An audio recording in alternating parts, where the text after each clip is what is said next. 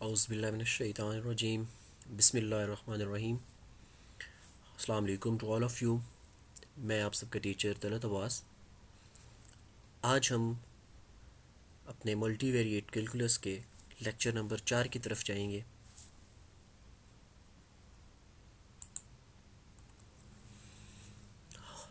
हम अपने आज के लेक्चर में डिफरेंट टॉपिक्स को पढ़ेंगे। सबसे पहले हम elements of three dimensional geometry इस टॉपिक से स्टार्ट करते हैं कि अगर हमारे पास ऐसे पॉइंट्स हों जो कि थ्री डी से हम उसको उन पॉइंट्स को लें, जैसे कि आपके सामने लिखा हुआ भी है पी एंड क्यू।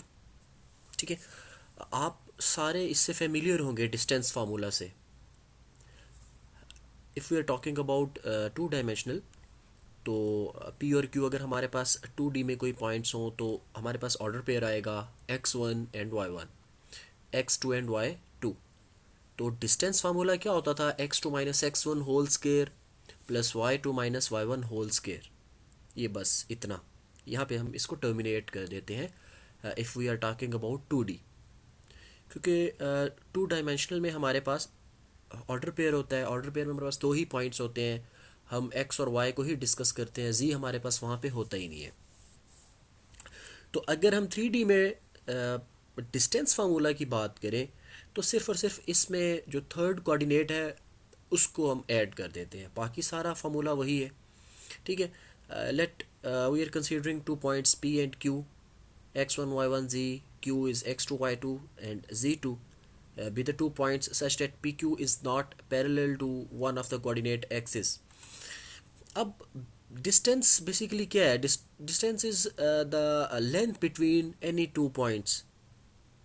ठीक है, p अगर आपके पास लेट से आप कहते हो यहाँ पे हमारे पास कोई p पॉइंट पड़ा हुआ है, यहाँ पे उससे q पॉइंट पड़ा हुआ है, इन दोनों के दरमियान में जो आप लेंथ फाइंड करते हो वही बेसिकली डिस्टेंस है। And how you can find the length between two points, वो हमारे पास ये फॉर्मूला है। ठीक है, अब वो लेंथ किस तरह से फाइंड करनी है अब डिपेंड करता है कि आप वन डायमेंशनल की बात कर रहे हैं, आप टू डायमेंशनल की बात कर रहे हैं, या आप थ्री डायमेंशनल की बात कर रहे हो। अगर आप वन डायमेंशनल की बात करो, वन डी की बात करो, फिर तो सिंपल है, फाइनल माइनस इनिशियल करोगे आपके पास आपका आंसर आ जाएगा। लेकिन अगर आप टू डी और थ्री डी की बात करते हो तो फिर हम ये डिस्टेंस फार्मूला यूज़ करते हैं, which is known as distance formula between the points P and Q. Let's say कोई एग्जांपल देखते हैं। हमारे पास दो पॉइंट्स हैं ए बी, और तीन पॉइंट्स आ गए हमारे पास ए बी और सी। ठीक है, अब लेट्स से आपने ए टू बी पहले अगर फाइंड करना चाहते हैं हम डिस्टेंस, तो ए के जो कोऑर्डिनेट्स हैं ये हमारे पास x1 y1 z1, और बी के जो कोऑर्डिनेट्स हैं ये x2 y2 z2 होगा। जब हम A B distance from A to B find करना चाहते हैं तो x2 minus x1 6 minus 3 plus 10 minus 2 plus minus 1 minus 4 whole square. तो 6 minus 3 3 square, 10 minus 2 8 square, plus minus 1 minus 4 minus 5 square. तो 3 square 9 plus 64, तो आपके पास 73 आएगा। 73 प्लस माइनस 5 होल स्केयर आपके पास 25 आएगा। 73 प्लस 25 विल बी 98। 98 को आप 7 इंटू स्क्वायर रूट ऑफ 2 भी लिख सकते हो। ये किस तरह से आया हमारे पास? सिंपल है ये, अगर आप 98 को क्या कर लो, फैक्टराइज कर लो।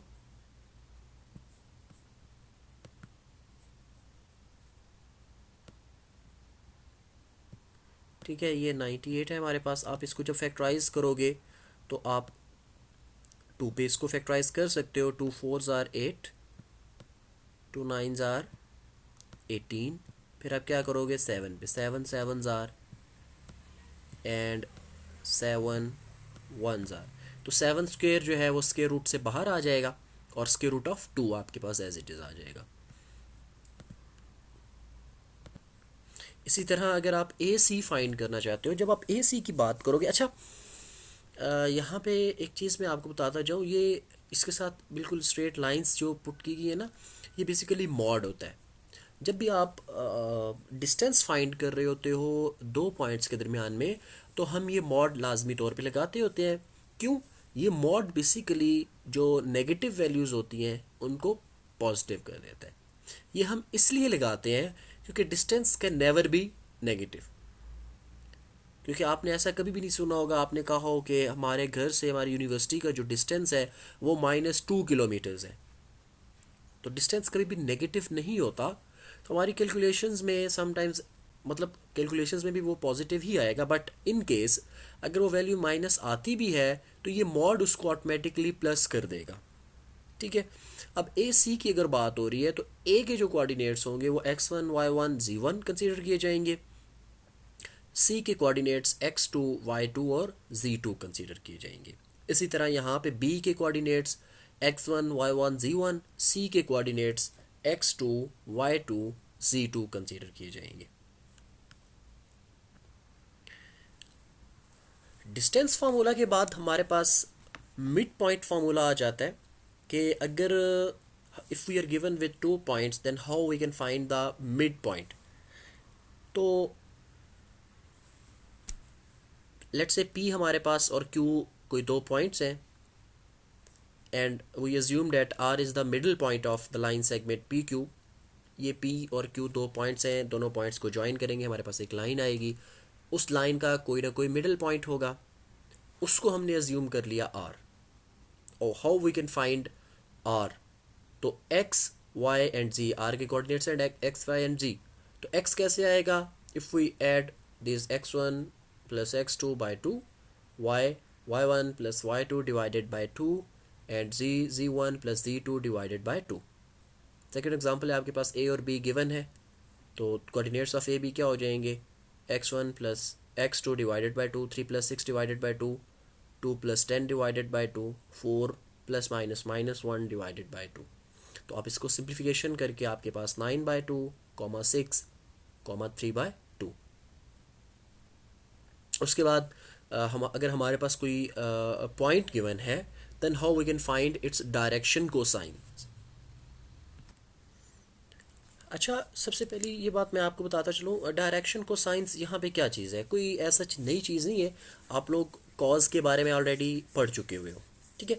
साइन, ट्रिग्नोमेट्रिक रेशोज़ जो होती हैं, बेसिकली हम इन्हें ट्रिग्नोमेट्रिक रेशोज़ कहते हैं, साइन कॉज टेन, और इनके इन्वर्सेस भी होते हैं, सॉरी कन्वर्स भी। साइन, साइन का कोसीकेंट होता है, कॉज का सीकेंट और टेन का कोटेंजेंट। हम यहाँ पे डायरेक्शन कोसाइन की बात कर रहे हैं तो हम यहाँ पे कॉज को डील करेंगे। How we can find the cos alpha from the given triangle. Let's say ये हमारे पास कोई एक लाइन है ओ पी। ठीक है। यहाँ से हमने एक स्ट्रेट डिस्टेंस ड्रॉ किया ऑन द एक्स एक्सिस, ये हमारे पास ट्रायंगल आई, राइट ट्रायंगल, क्योंकि स्ट्रेट लाइन हमारे पास हमेशा 90 का एंगल देती है हमें। तो ये जो एंगल है हमारे पास यहाँ पे, दिस वन, ये 90 का एंगल है। ठीक है। तो एक चीज़ जहन में रख लें आप, जो हमारे पास अब डायरेक्शन कोसाइन, ये तो आपके पास 90 का एंगल आ गया, पीछे दो एंगल्स बच गए, एक को हमने नाम दे दिया अल्फ़ा का, एक को हमने नाम दे दिया, we don't know about these, तो इसलिए हमने इसको रैंडम जो है ना नाम दे दिए अल्फ़ा एंड बीटा। अब डायरेक्शन कोसाइन जो है उसका क्या मतलब है कि आप कौन से एंगल को एज अ रेफरेंस एंगल ले रहे हो, किस एंगल के अकॉर्डिंगली आप डायरेक्शन, आप कोसाइन फाइंड करना चाहते हो। बेसिकली अगर आप अल्फ़ा के अकॉर्डिंगली फाइंड करना चाहोगे तो कॉज डिफरेंट आएगा, अगर आप बीटा के अकॉर्डिंगली फाइंड करना चाहोगे तो कॉज डिफरेंट आएगा। ठीक है। कॉज बेसिकली क्या है, आप लोगों ने ये, आप लोग ये पढ़ चुके हो, कॉज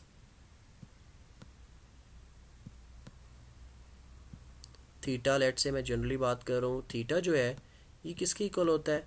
ये इक्वल होता है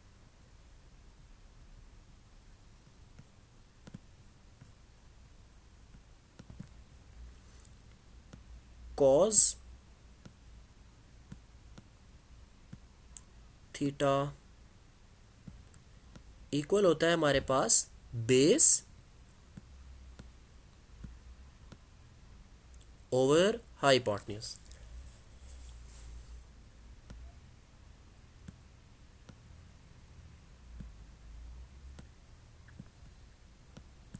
अब बेस और हाइपोटेन्यूज क्या होते हैं, ये हम राइट ट्रायंगल्स में से हम इनको फाइंड करते होते हैं। ठीक है, base is the side that is adjacent to the angle. ठीक है, जिसके साथ हम एंगल, जैसे कि यहाँ पे हम अल्फ़ा या बीटा की बात करेंगे। अगर हम अल्फ़ा की बात करेंगे तो अल्फ़ा के एडजेसेंट जो साइड है वो है एक्स। अगर हम बीटा की बात करेंगे तो हमारी बेस चेंज हो जाएगी।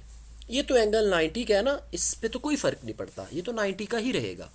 ठीक है, जब हम ये डायरेक्शन को साइन फाइंड कर रहे हैं तो इसके अकॉर्डिंगली हमारे पास बेस वगैरह वो चेंज होगी।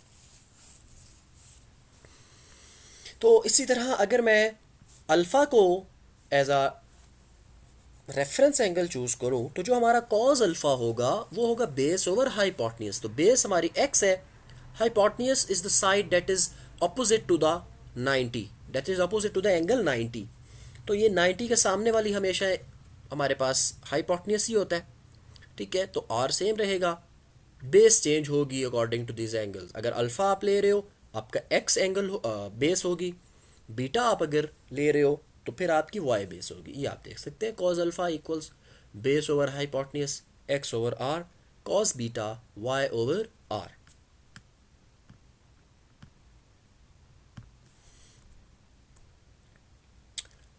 इसी तरह अगर हम 3D की बात कर लें तो जैसे कि हमारे पास कोऑर्डिनेट्स बन जाएंगे।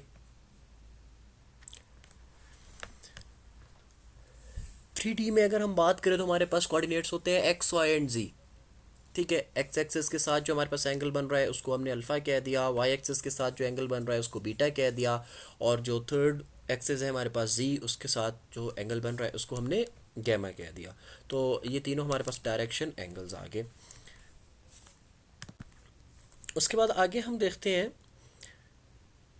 कि direction ratios. Cosine of the direction angles are called direction cosines. Any multiple of the direction cosine are called direction number or direction ratios of the line L. Direction angle of a line. Direction angle of a line कोई ऐसा new concept नहीं है। ये basically कोई line किसी भी axis के साथ कौन सा एंगल बना रही है, बस यही हमने बताना होता है। आप उसको डायरेक्शन एंगल्स कह रहे हो। ठीक है, अब लेट्स से अगर आप इस ब्लू लाइन की बात करो, ओरिजिन से स्टार्ट हो रही है, अब बस आप इस ब्लू लाइन का बताओगे ये एक्स एक्सिस के साथ कौन सा एंगल बना रही है, ये वाई एक्सिस के साथ कौन सा एंगल बना रही है, ये जी एक्सिस के साथ कौन सा एंगल बना रही है, ये उसके डायरेक्शन एंगल्स आ जाएंगे। जैसे कि आप देख सकते हो ये ब्लू लाइन जो है ये एक्स एक्सिस के साथ जो एंगल बना रही है वो अल्फ़ा है। ठीक है, वाई एक्सिस के साथ एंगल बीटा बना रही है, जी एक्सिस के साथ ये गैमा एंगल बना रही है। ठीक है, तो यही चीज़ है, the angle which a line makes with positive x, y and z axes are known as direction angles. In the above figure, the blue line has direction angles as alpha, beta and gamma, which are the angles which blue line makes with x, y and z axes respectively. Now we will discuss the direction cosines. के direction angles की तो हमने बात कर ली। How we can find the direction cosines, जैसे कि हमारे पास तीन एंगल्स हैं, वी प्रीवियसली डिस्कस दैट कि cos alpha, cos beta, cos gamma, we can find them. तो अभी अगर आप देखो तो cos alpha equals to x over O P. O P is basically distance of P from the origin. ठीक है, तो P के यहाँ पे कोऑर्डिनेट्स क्या है, एक्स वाई और जी। ऊपर हमने फिगर में देखा, मैं दोबारा से आप लोगों को दिखा देता हूँ। ये P के कोऑर्डिनेट्स क्या है, x y and z. O is origin, तो ओरिजिन के कोऑर्डिनेट्स क्या होंगे, 0 0 एंड 0। तो जब आप डिस्टेंस फार्मूला अप्लाई करोगे यहाँ पे x x axis divided by O P, तो P के coordinates x y z, O के कोऑर्डिनेट्स 0 0 0, तो x2 minus x1, y2 minus y1, z2 minus z1। और x1 y1 z1 यहाँ पे हमारे पास चूँकि ओरिजिन के पॉइंट्स हैं वो है ही ज़ीरो, तो x over x square plus y square plus z square. Cos beta हमारे पास आ जाएगा y over x square plus y square plus z square. Cos gamma हमारे पास आएगा z over x square O P, O P and O P. क्योंकि हम जो ब्लू लाइन थी वो ओरिजिन से स्टार्ट होकर पी पे ही एंड हो रही है, तो डिनोमिनेटर यहाँ पे जो भी हम डायरेक्शन को साइन फाइंड कर रहे हैं इन सब में सेम ही होगा। ठीक है, ये यहाँ पे डिस्टेंस फार्मूला अप्लाई करके आपको बता भी दिया गया। अब अगर हम इन तीनों को स्केयर करके सम करें, इन तीनों को cos alpha, cos beta, cos gamma, squaring and adding these equations, तो क्या होगा? लेफ्ट साइड पे आपके पास cos alpha, cos beta, cos gamma है, तो ये हमारे पास आएगा cos square alpha plus cos square beta plus cos square gamma equals to cos square, जो कॉस अल्फा है उसकी वैल्यूज़ का स्क्वेयर, कॉस बीटा की वैल्यूज़ का स्क्वेयर एंड कॉस गैमा की वैल्यूज़ का स्क्वेयर, वो जो कि आपके पास आएगा एक्स स्क्वेयर ओवर, स्क्वेयर से स्क्वेयर रूट कैंसिल करेंगे आप, x square over x square plus y square plus c square plus y square divided by x square plus y square plus z square, similarly plus z square over x square plus y square plus c square. जब denominator same है तो LCM भी same आएगा, ये सारी values cancel हो जाएंगी, तो यहाँ से आपको एक रिज़ल्ट आपने कंक्लूड किया डेट कॉज स्केयर अल्फा, ये आइडेंटिटी है, आपने इस आइडेंटिटी को याद रखना है, हम इन फ्यूचर इसको क्वेश्चंस में या थ्योरम्स में इसको यूज़ करेंगे। कॉज स्केयर अल्फा प्लस क्या है बेसिकली ये कि the sum of squares of the direction cosines is equals to 1। अगर मैं इसको थ्योरेटिकली बताऊं तो sum of squares of direction cosines is equals to 1। After discussing the direction cosine, now we will see how we can find the direction ratios of a line. अगर हमारे पास कोई ऐसी लाइन है जो कि दो पॉइंट्स की ज्वाइन करने से बन रही है, तो लेट्स से जनरली अगर हम बात करें P of x one y one z one Q of this, तो डायरेक्शन रेशोज जो है, अच्छा इसको मिक्सअप नहीं करना, direction cosines and direction ratios are both are different. ठीक है, डायरेक्शन को साइंस हम कैसे फाइंड कर सकते हैं वो हम ऊपर देख चुके हैं, cos alpha, cos beta, cos gamma, base over hypotenuse. तो यहाँ पे सिंपल x2 माइनस x1 आपने करना है, y2 minus y1, z2 minus z1। Direction को साइंस क्या हो जाएंगे? x coordinate divided by P Q, distance between two points, y coordinates divided by distance between two points P Q, z2 minus z1 divided by distance between 2 points p and q, right? अगर हम आगे हम example देखते हैं इससे आपको और clear हो जाएगा। In this example we have to find the direction cosines as well as direction ratios for a line joining p and q. The coordinates of p are 1, 3 and 2 and the coordinates of q are 7, -2 and 3. Now as we know that how we can find the direction ratios x2 minus x1, y2 minus y1 and z2 minus z1, the direction cosines will be 6 over 6 square plus minus 5 whole square plus 1 square minus 5 divided by denominator will be same, क्योंकि हमने सबको P Q से ही divide करना है, तो P Q तो obvious सी बात है सेम ही आएगा। ऐसा तो नहीं हो सकता कि आप जब कॉस अल्फा या फर्स्ट डायरेक्शन को साइन फाइंड कर रहे हो तो डिस्टेंस और होगा, सेकंड के लिए डिस्टेंस चेंज हो जाएगा, नहीं, हमारे पास दो ही पॉइंट्स हैं, हम सेम पॉइंट्स के अकॉर्डिंगली ही उसको फाइंड कर रहे हैं, तो डिस्टेंस विल बी सेम। तो 6 divided by square root of 62 minus 5 divided by square root of 62, 1 divided by square root of 62. Then moving forward, we have the topic that how we can find the intersection of two surfaces. वो different surfaces हो सकती हैं, 3 dimensional 2 dimensional जैसी भी है, कि अगर दो surfaces एक दूसरे को टच कर रही हैं, इंटरसेक्ट कर रही हैं, तो हम उनका पॉइंट ऑफ इंटरसेक्शन कैसे फाइंड कर सकते हैं? Intersection of two surfaces is a curve in 3 dimensional space.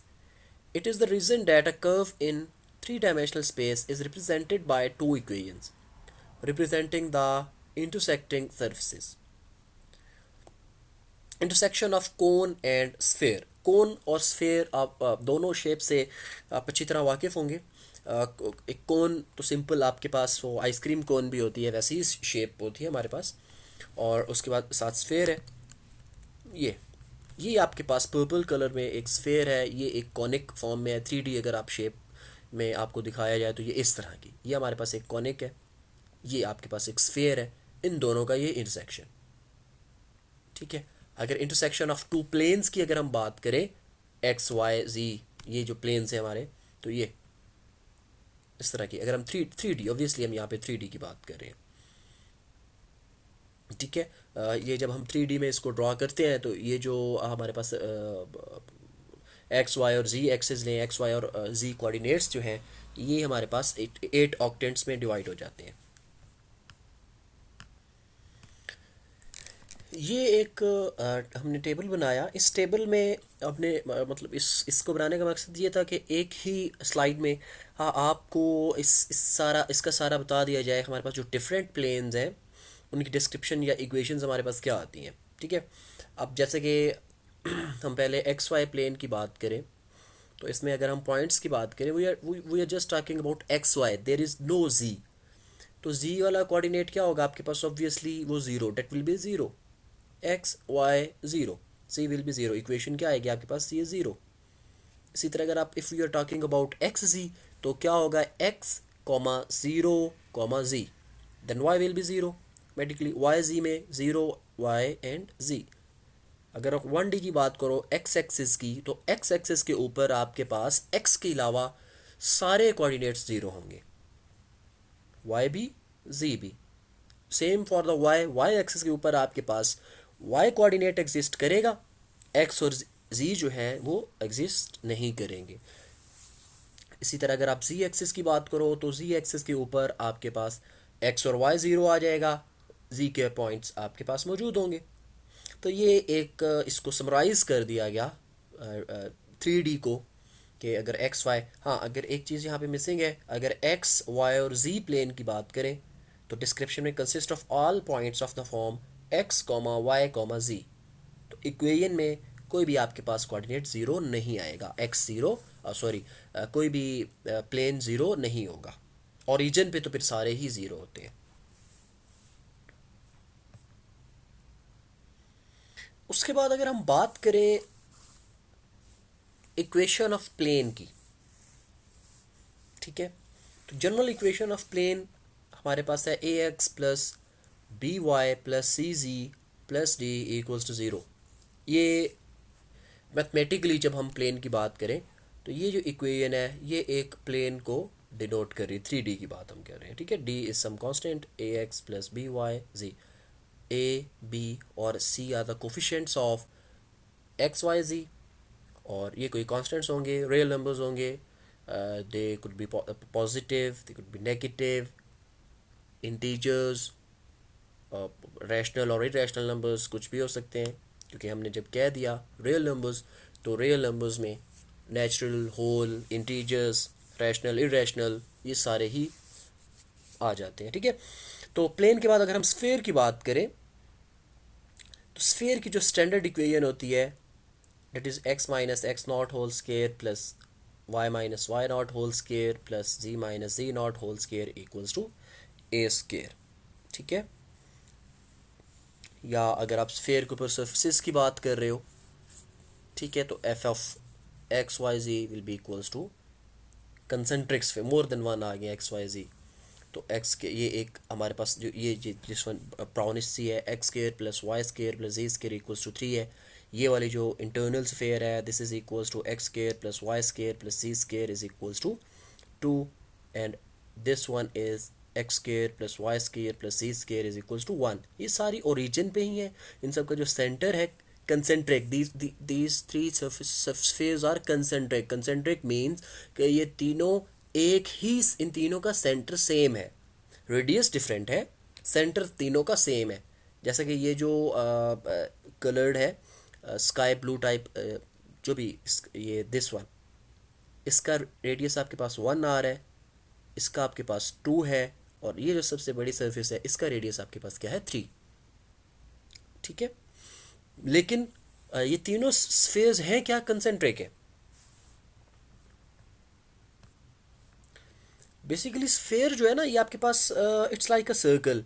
Sphere is basically geometrical object in in in three dimensional space. जैसे कि आप एक बॉल ले लो, टेनिस बॉल है, फुटबॉल है, ये आपके पास एक स्फेयर की एग्जांपल है। ठीक है। ये एक मतलब टू डायमेंशनल स्पेस में सर्कल की तरह ही है। मतलब इसके जो पॉइंट्स, हम सारे सरफेस के पॉइंट्स को कंसीडर कर लेते हैं, जिसका डिस्टेंस सेम होना चाहिए, रेडियस सबका same, same distance from the given point. कोई भी आप पॉइंट लेते हो, लेट्स से आप यहाँ पे कोई पॉइंट ले रहे हो, तो उसका सेम डिस्टेंस होना चाहिए, जैसे कि हम सर्कल में बात कर रहे होते हैं। ठीक है। थ्री डायमेंशनल हमारे पास ये शेप होती है।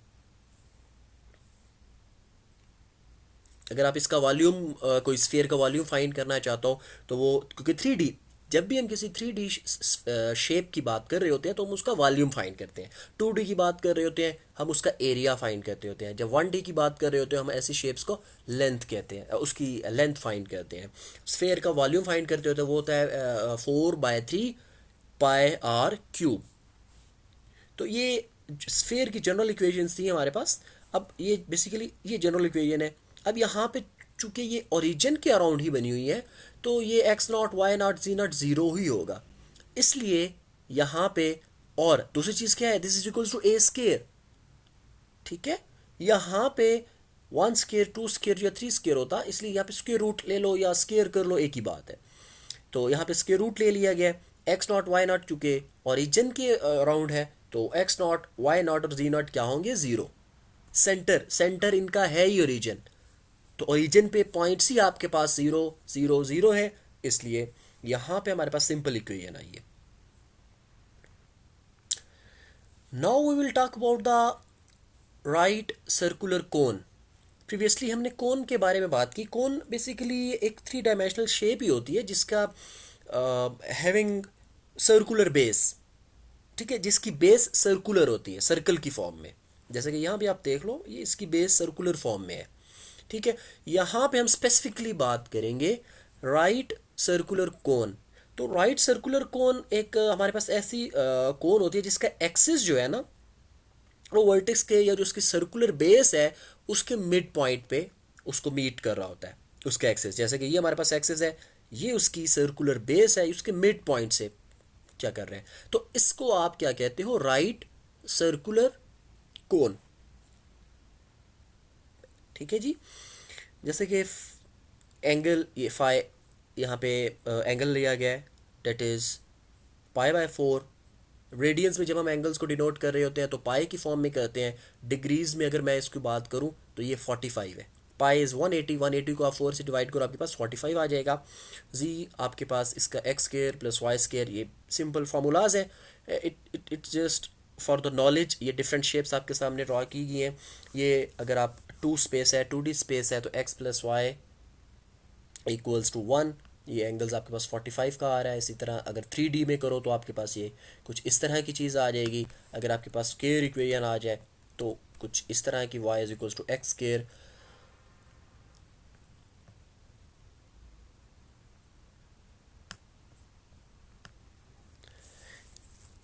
नेक्स्ट हमारे पास आ जाता है हॉरिजॉन्टल सर्कुलर सिलेंडर। अब सर्कुलर सिलेंडर है ऑफ रेडियस 1। ठीक है। And the centre of this circle is origin.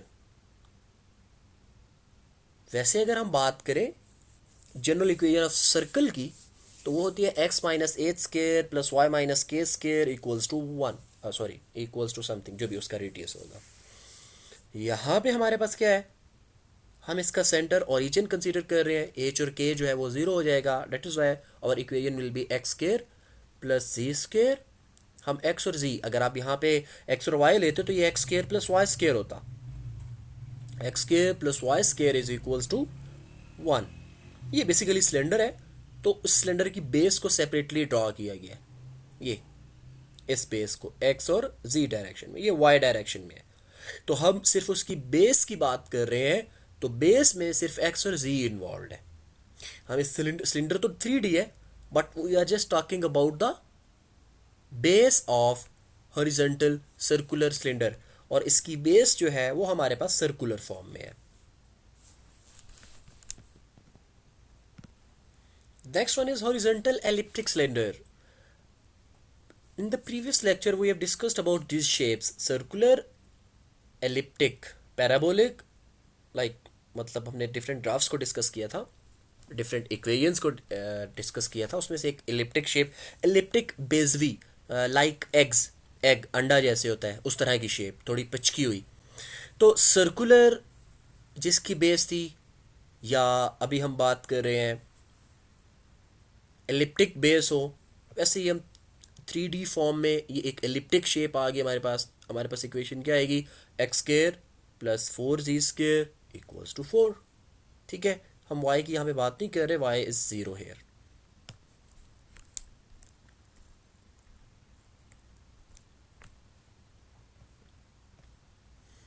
ये हमने एक 3D शेप में इसको ड्रॉ किया, डिफरेंट पॉइंट्स हम यहाँ पे ले रहे हैं, यहाँ पे जब हम अब लेट्स से अगर हम इसको ग्राफ पे ड्रॉ करते हैं, तो x square plus y square, तो ये इधर की अगर हम बात कर रहे हैं तो एक्स यहाँ पे 0 है।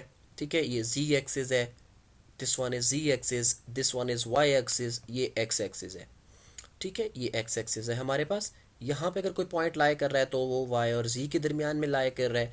यहाँ पे अगर हमारे पास कोई पॉइंट लाई कर रहा है that lies between z and x, यहाँ पे हमारे पास कोई पॉइंट लाई कर रहा है, ये देखो वाई एक्सिस है, वाई एक्सिस के ऊपर पॉइंट है, तो सिर्फ और सिर्फ हमारे पास वाई ही आएगा। हम ये जो चूज़ कर रहे हैं this is of radius 2।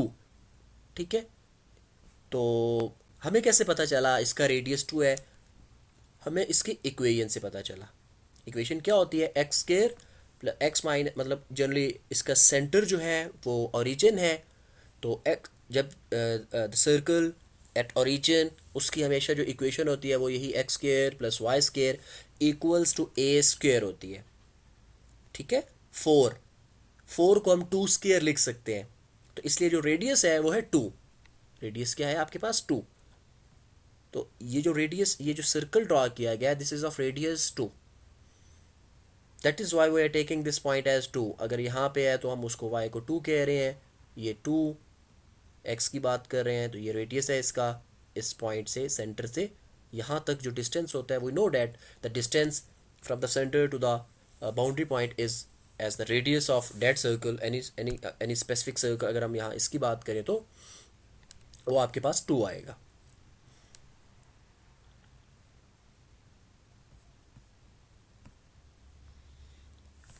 So this lecture is taken from the book Calculus by the Howard Anton. Previously I discussed this with you.